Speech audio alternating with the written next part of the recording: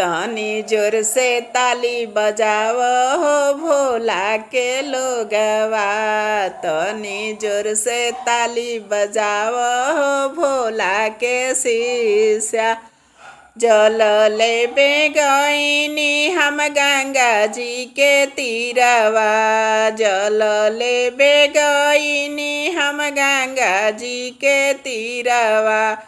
ढोल झाल बाजे लागल नमः शिवाय सुनाए लागल। ढोल झाल बाजे लागल हर हर बम बम सुनाए लागल। जलवा भरते छोड़ के भगनी हो भोला के लोगवा। जलवा भरते छोड़ के भगनी हो भोला के लोगवा। तनी जोर से ताली बजई हो भोला के शिष्या। तनी जोर से ताली बजाव हो भोला के शिष्या। फूल लेबे गईनी हम मालिन फूलवरिया। फूल लेबे गईनी हम मालिन फूलवरिया।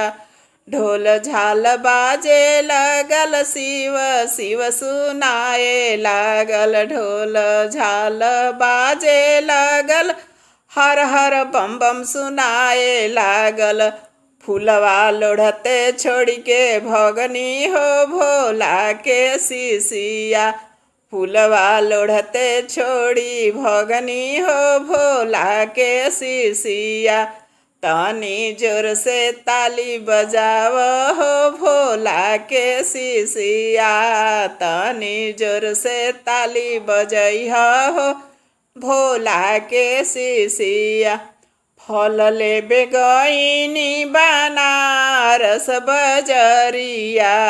फलवा लेबे गईनी हम रामनगर बजरिया।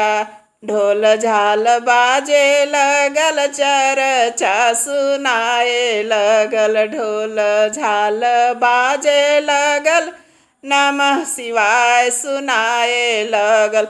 फलवा छोड़ी के भगनी हो भोला के शिष्या। फलवा लेते हम भगनी हो भोला के शिष्या। तनी जोर से ताली बजई हो भोला के शिष्या। तनी जोर से ताली बजाव हो भोला के शिष्या। तनी जोर से दूध लेबे गईनी हम हीरा के घरवा। दूधवा लेबे गईनी हम हीरा के घरवा। ढोल झाल बाजे लगल बम बम बम सुनाए लगल। ढोल झाल बाजे लगल नमः शिवाय सुनाए लग। दूधवा लेते हम भगनी हो भोला के शिष्या। दूधवा छोड़ी के भगनी हो भोला के शिष्या। तनी जोर से ताली बजई हो भोला के शिष्या। तनी जोर से ताली बजाव हो भोला के शिष्या।